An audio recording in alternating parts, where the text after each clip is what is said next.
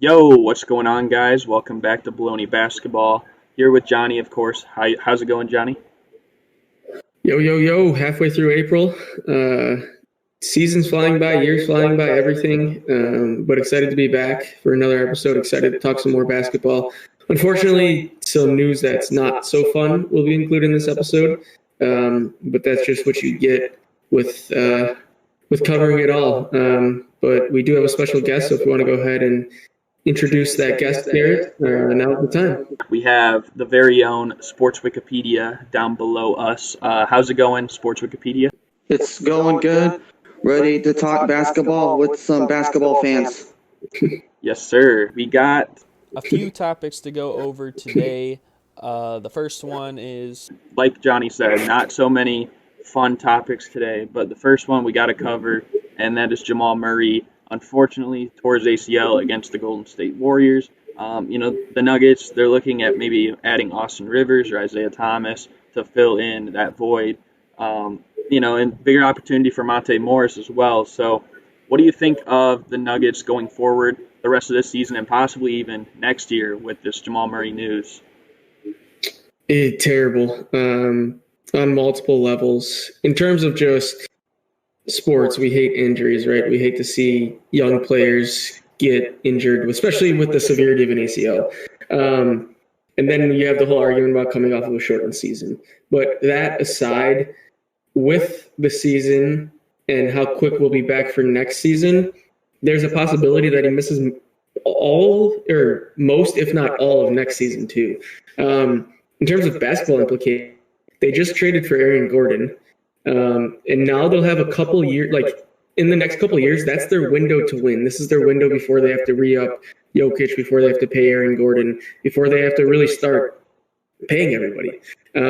So now's the time. And unfortunately, Murray comes out with the ACL, and I don't think they should be considered a contender anymore in the West. Like, you need Jamal Murray if you want to make it out of the West, if you want to beat the Suns or the Jazz or the Lakers or the Clippers.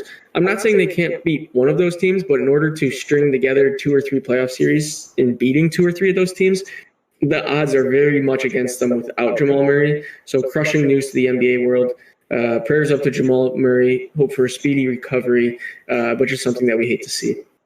So Jamal Murray is for sure an important player for the Nuggets. Usually he's a pretty impactful player. Not having him is definitely a hurter for the Denver Nuggets. The thing is, even with Murray, I doubt the Nuggets would even pass the first round, because with how the season is going, the Nuggets are gonna face more than likely the Lakers in the first round, because Nuggets are right now a 4 seed, and Lakers, I believe, are the 5 seed.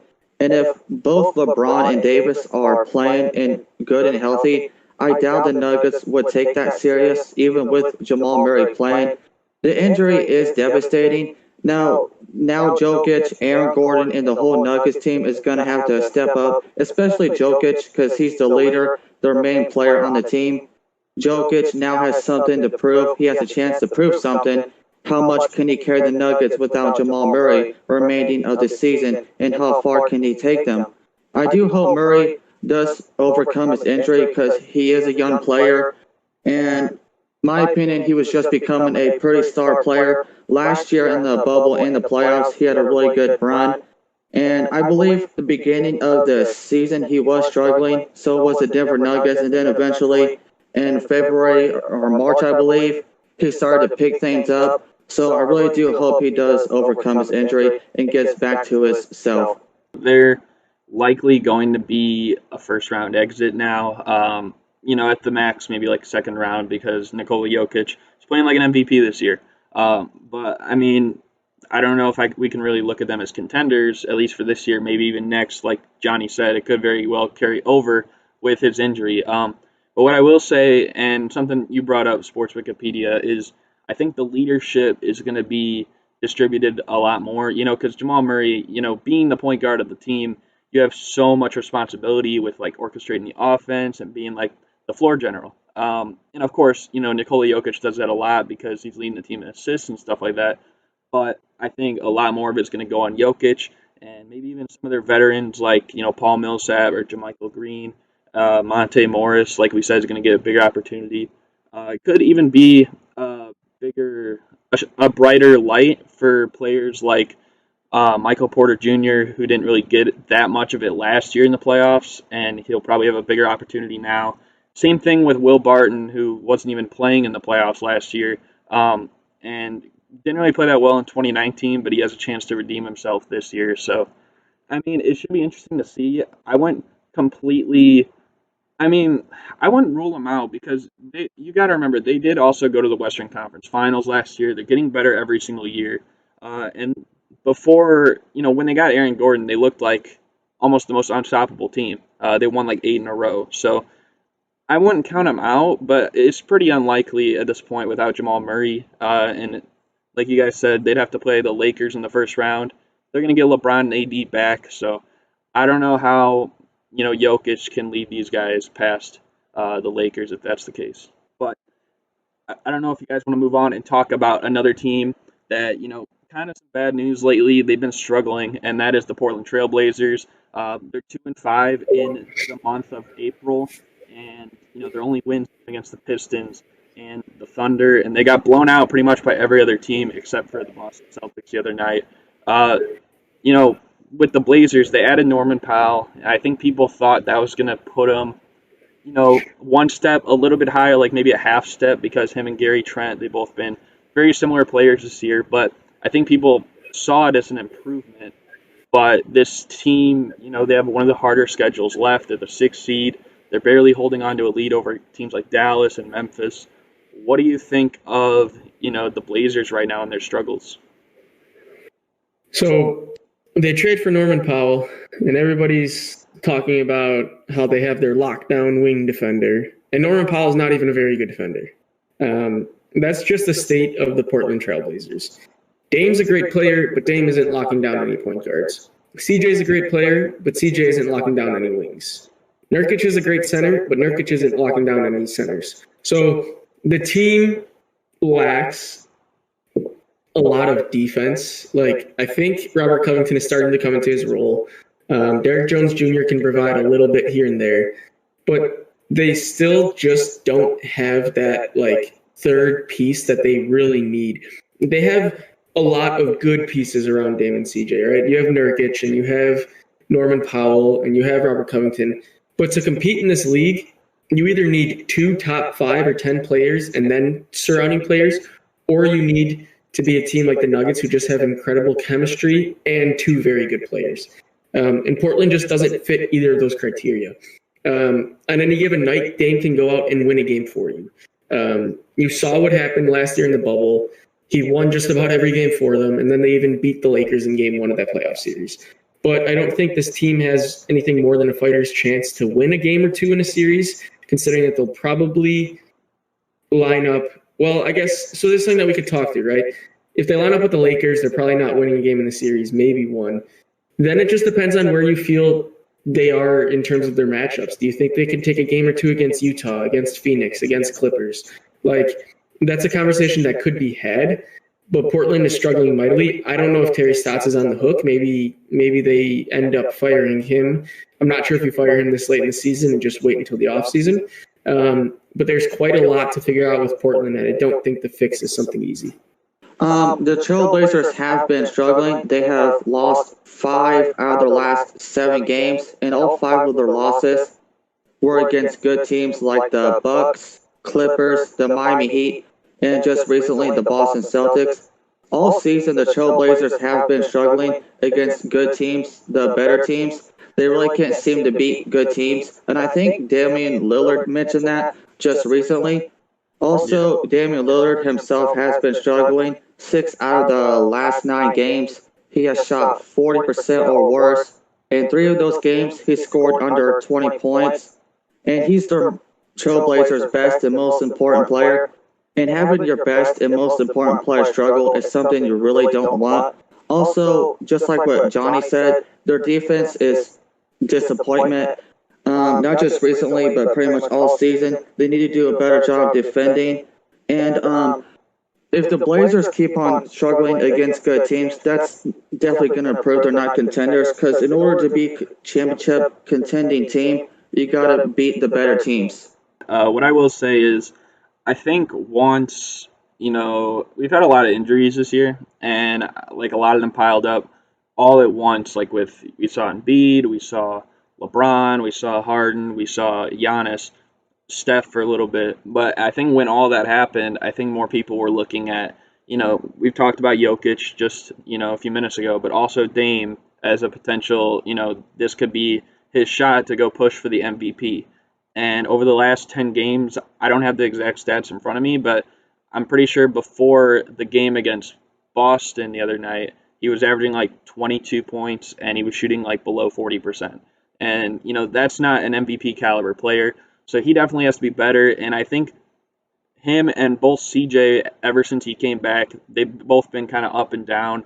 And the Blazers, when they added, in the offseason, they were looking at adding Robert Covington and Derrick Jones Jr. was going to change the culture of the defense on this team. They're still like a bottom five team defensively. So when you do that and then you get rid of, some of your better offensive options in the process, that's the big thing that people were looking at last year. Yeah, their defense was horrible, but they had one of the best offenses in the league that could score just as much as anyone. It's kind of like what people thought with the Nets when they first formed. Their defense has been a little bit better as of late, though. But now you don't have that. And, we've seen games where they score under 100 points. Like, they're not going to win those games. And especially against good teams. I can't think if there's even been one good team this year that they've actually blown out. I think if they beat them, it's pretty much all close games. And if they lose, there's some close ones. Usually they win the close ones. The Boston game was a abnormality the other day. But, a lot of them have been by blowouts, like we mentioned. So they just got to be better. I don't know if you guys have anything to add on that, but that's kind of where I'm at with Portland. Yeah, I mean, I think we've covered all of our bases, dotted all of our I's and crossed all of our T's. Like, Portland it's not quick. It's not an easy fix. It's one thing to be losing to teams that you should be beating, and, there's some worry there, but then you can say, oh, maybe you're just playing down to your competition. But when you're considered a team that has aspirations to win it, to win something big, to win it all, and you can't beat any of those top-tier teams, then you're not a contender, because you have to match the level of your competition. You have to play up to the level of your competition. You should never play down to the level of your competition. And Portland just hasn't been able to play up to their level of competition this year. Yeah, that's kind of where it is right now. But we're going to move on to another team that's struggling. A lot of bad topics this week, a bunch of negative stuff happening, but it comes with, our very own Chicago Bulls. They've been very bad lately. They have a pretty hard schedule remaining, and they're currently the 10 seed in the Eastern Conference, the last spot for the play-in. And I actually found something that ever since St. Patrick's Day, the only two teams that the Bulls have a better record than are the Oklahoma City Thunder. They've been without Shai Gilgeous-Alexander and Al Horford. He's out for the rest of the year because they're sitting him.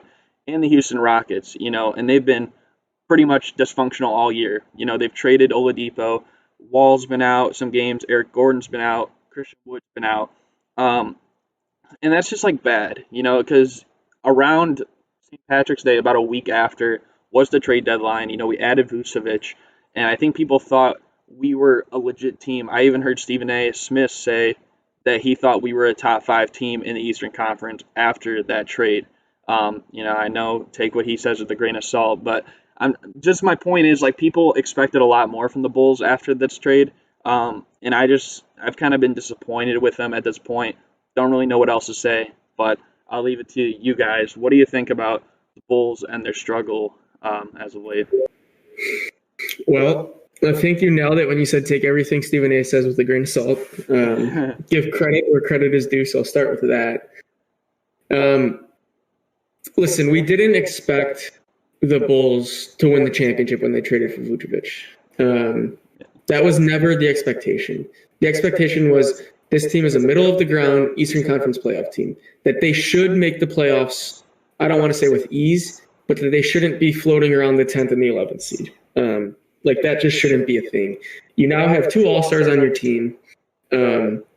You have a young player in Patrick Williams. You have veterans in Thad, Sato, and Garrett Temple. And you have two youngins in Kobe White and Lauri Markkanen, who you guys know I do not like, but they're 7th overall picks. They've been in the league for a couple of years, so maybe there's still some untapped potential there.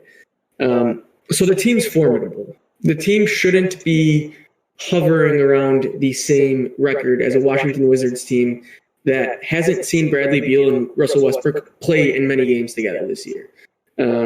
They shouldn't be seated around a team like the Toronto Raptors, who haven't seen their team, first of all, play in Toronto all year. Second of all, play games together, because there has been a player out for every single game for them, whether it's Siakam or Lowry or Van Vliet or Anunoby, and then COVID protocols. Like, that is where it becomes inexcusable. So I kind of wanted to clarify that we're not advocating for this team to have won a title, right? We're advocating for them to have made the playoffs, and there's still time that they could do it, but they shouldn't find themselves in this position. And to make matters even worse, Woj about 20 minutes ago did tweet out that LaVine is expected to miss at least the next couple of games with health and safety protocols. So I'll leave it at that. Sports Wikipedia, what do you think? What's wrong with the Bulls? To be honest, I think one of the biggest problems with the Chicago Bulls is Zach LaVine and Vucevic needs to be good together more often. And also Kobe White, who I'm definitely not a big fan of, he definitely needs to be more consistent. The Bulls holding the 10 seed, to me, are not going to be that high, given the fact they have a tough road ahead of them. 13 out of their next 18 games will be against a team that's at least in the top 8. So the Bulls definitely have a tough road ahead of them. And with Vucevic, the Bulls haven't gotten anything going. They've only won 3, I believe, out of the 11 games with him. Also, Zach LaVine, he hasn't been that consistent since Vucevic arrived. I know Zach LaVine just had a 50-point game, but also just recently, he's had at least a few games where he underperformed. When the Bulls, added Vucevic, I thought the Bulls were going to get something going positively going, and so far that's not the case. And so I do believe that the Bulls need to get something going with Vucevic. I'm sure they're still trying to figure things out with it. But the Bulls, have a pretty good roster now. They also have Thaddeus Young and that Laurie player. And, they have 2 pretty solid all-star players, Zach LaVine, who, in my opinion, has been pretty much a superstar. Not quite superstar level, but I would say an A tier, almost an S tier. And also they have Vucevic, who in my opinion is one of the most underrated centers, because when he was with the Magic, he wasn't getting talked about that much. And now he's teammates with another good all-star player, Zach LaVine. And I figured eventually, the Bulls were going to get something going, maybe top 5, maybe 6 seed. I think they would be where they're at right now. They have been struggling majorly. And if they don't get something going, they're not going to reach the playoffs, and so they got to get something going. I think, we saw, some last year, with Lauri Markkanen and how, Jim Boylan kind of rubbed off on him the wrong way. I'm not putting blame necessarily on Billy Donovan, or at least all of it, but I feel like his new role has almost, shot down his confidence again like it did last year. And I feel like the same thing's happening a little bit with Kobe White as well. So, when you have players like that, and they just don't look like they're motivated to play, and they don't look happy to play alongside each other. And that's a good point that you guys talked about with LaVine and Vucevic. They really haven't played that great together. And it almost, I don't think it's necessarily they hate each other's teammates or anything like that, but it just seems like something that's not working right now, kind of like when the Pelicans traded for DeMarcus Cousins in that first half season. People thought they'd push for the 8th seed, and then they were still I think 11th or 12th. Then the next year they came in and got the 6th seed. I'm not that optimistic about the Bulls next year coming in getting a decent playoff spot, but I think my point is they haven't figured it out right now, and it just looks bad, and I think both of you guys said as well about their hard schedule coming up. So these teams, I think the Wizards, they won the other day. The Raptors, I believe, won the other day. So, they're going to start like picking up ground on the Chicago Bulls, and yeah, I mean, I don't know how else to put it. It's just kind of been a little bit of a roller coaster ride, to say the least.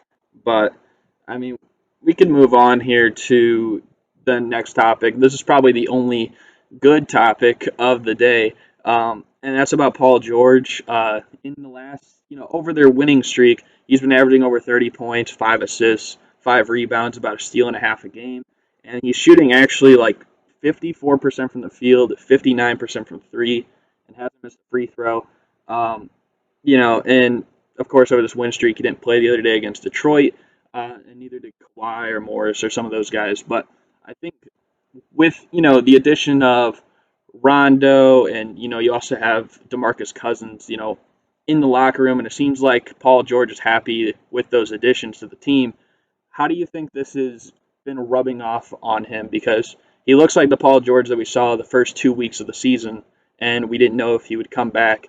And, do you think that we could actually get the playoff P that we hope for this year?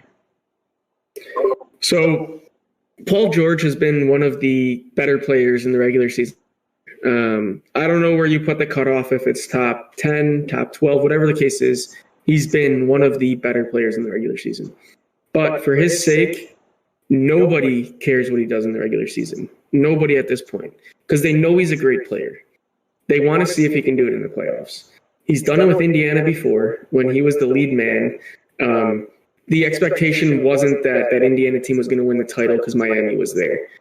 Last year, the expectation was that this Clippers team was going to win the title, or at least that was an attainable goal for them. It was them or the Lakers. They were neck and neck. Paul George came out and said him and Kawhi are the best duo in the league, all this stuff. So then when he didn't back it up in the playoffs, everybody was saying this is playoff P or pandemic P, whatever they were calling him. They were making jokes about him and all this. Now they have Rondo, which I think Rondo is going to be a big addition for them, not only for the Clippers, but for Paul George. He's a stabilizer. He's a third ball handler on the court. He can just do a lot for him. But like I said, absolutely none of this matters if we see the same Paul George we saw in the playoffs last year.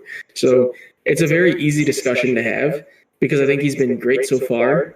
But like I said, this all goes in the trash if he just doesn't perform in the playoffs. Well, he has been playing tremendous in the last 4 games, but it's only 4 games. I mean, that doesn't mean anything since it's only the regular season. And like what Johnny said, he still has to prove something in the playoffs because pretty much his entire career, he's been inconsistent in the playoffs.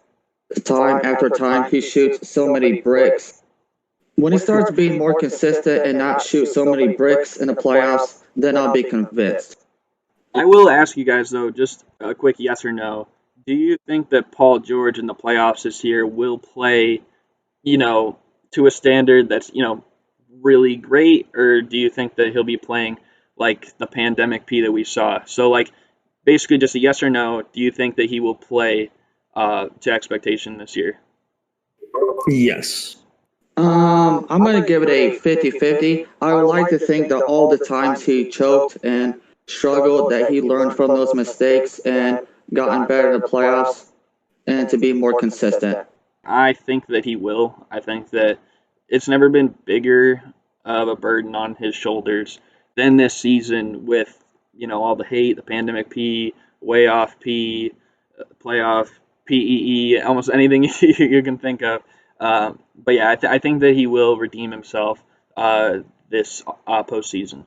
We're going to move on to something that just broke like hours before we started, and it was really surprising. I don't know if you guys were as surprised as I was, but LaMarcus Aldridge with a stunning announcement of his retirement.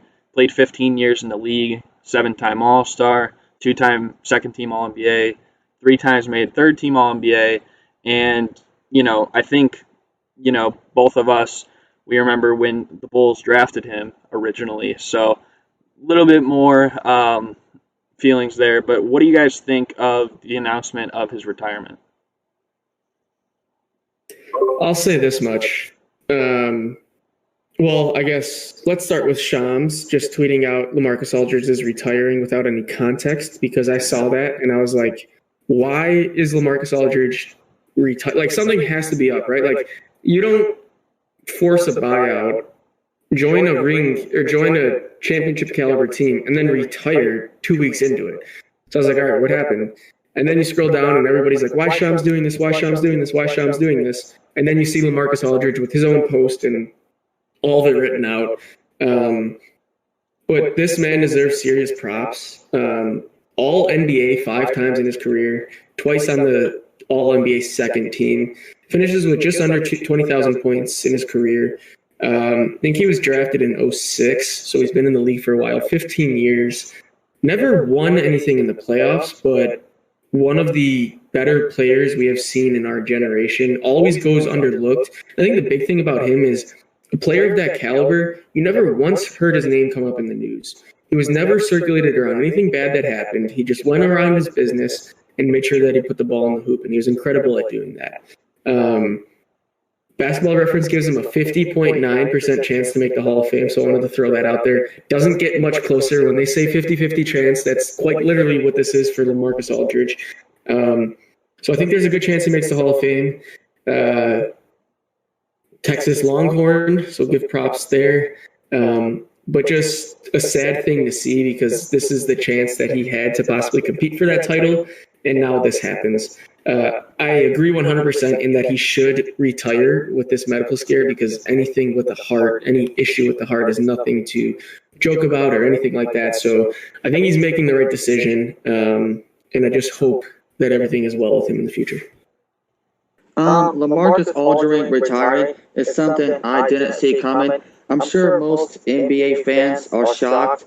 Health is important, so I understand why he retired. I do wish his health and heart does get better. He had a good career, especially with the Portland Trailblazers. I say his prime was between 2011 to 2019 when he played for the Blazers, and I believe a few seasons he played with the San Antonio Spurs. Around that time, he averaged around 21 points, 9 rebounds, I believe. And a lot expected him to be a difference maker for the Brooklyn Nets, but unfortunately, that's not going to happen. And I mean, if the Nets do manage to win the championship this year, hopefully, they'll credit him with a ring, at least for this season. But, LaMarcus, it's really sad because, I've been following the NBA for a while, but I think around 2010 or so is like when I started getting really into it, and I started learning all the players and stuff like that.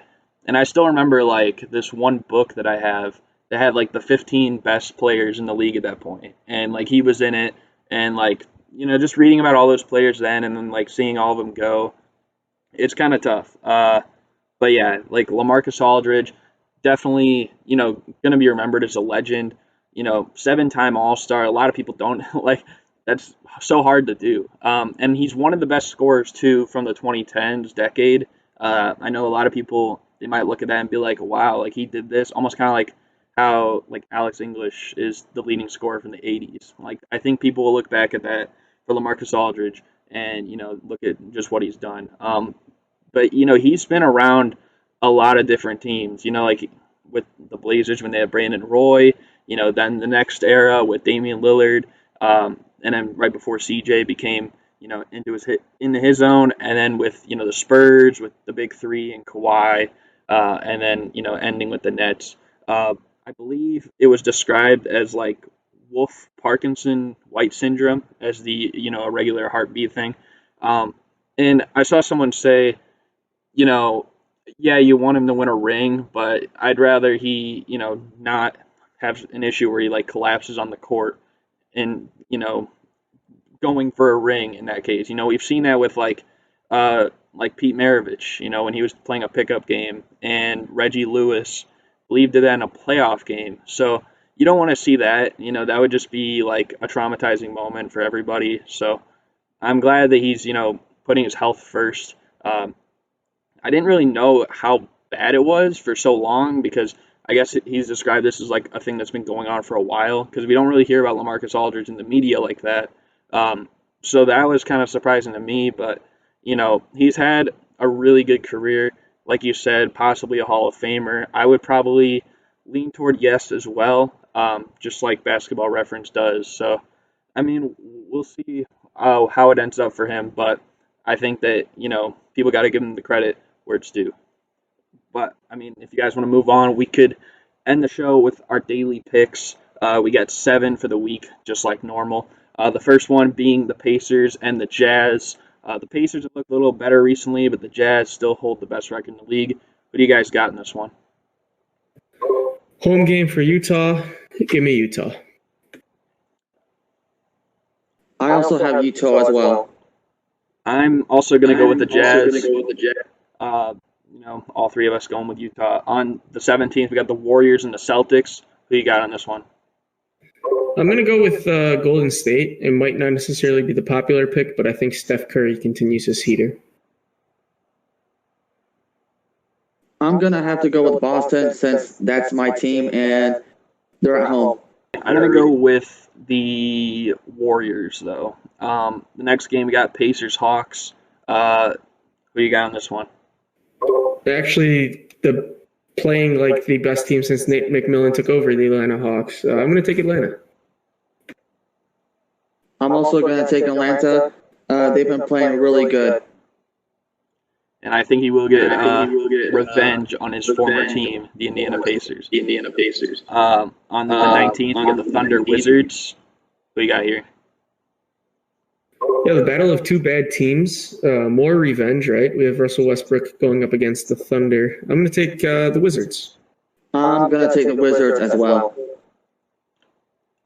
I'm going to third that and also go with Washington. The Hornets and the Knicks. What you got on this one, Johnny? Yeah, 2 Eastern Conference playoff teams at the moment. Crazy to think about. But I'm going to take New York Knicks. I'm also going to take the Knicks. I think it's going to be a really close game. That makes 3 of us. I'm going to go with the Hornets. If it was the 6th day of the week, Johnny already knows I would have picked Charlotte, but it's not. It's the 5th. On the 21st, we have the Heat and the Spurs. What do you guys got on this one? I'm going to take the Heat, but I think you meant to say that you were going to take the Knicks in the last one. You did say Hornets, but then you said it's not the 6th day, so I'm not going to take the Hornets. Yeah, that's what I meant, guys. I'm sorry for that. Just wanted to clarify that you are on board with Tom Thibodeau and the New York Knicks. Yes, I'm going with them. Sports Wikipedia, you got the Heat or the Spurs in the 21st? I'm going to have to go with the Miami Heat. And I don't know if you picked Miami. Johnny, I believe you did. I kind of forgot about that with my own mistake on the last one. But I'm going to take Miami as well, and I guess that will make 3 of us for there too. And on the last day, we got the Lakers and the Mavericks. Who knows? Some people could be back, but who do you got? Yeah, picking any game with the Lakers at this point in time is literally a toss-up because you don't know if AD is going to be back. You don't know if LeBron's going to be back, one or both. I want to take Dallas, though. Dallas needs these wins more than LA at this point in time, so I'm going to take the Mavericks. I'm also going to go with the Dallas Mavericks because there's still a good chance that both LeBron and Davis won't play, so I'm going to go with the Dallas Mavericks. I'm actually going to roll with the Lakers here. They played pretty well without LeBron and AD so far, and they very well could get one or both of them back sometime soon. So I'm going to take my chances, and I'm going to go with the Lakers. But I don't know if you guys have any final closing remarks before we end this show. I actually have a question for both of you guys. Throw it Are away. you guys surprised where the Atlanta Hawks are at? Like I believe they're like a 5 or a 6 seed. Are you guys surprised they're that high? Did you expect them to be right there?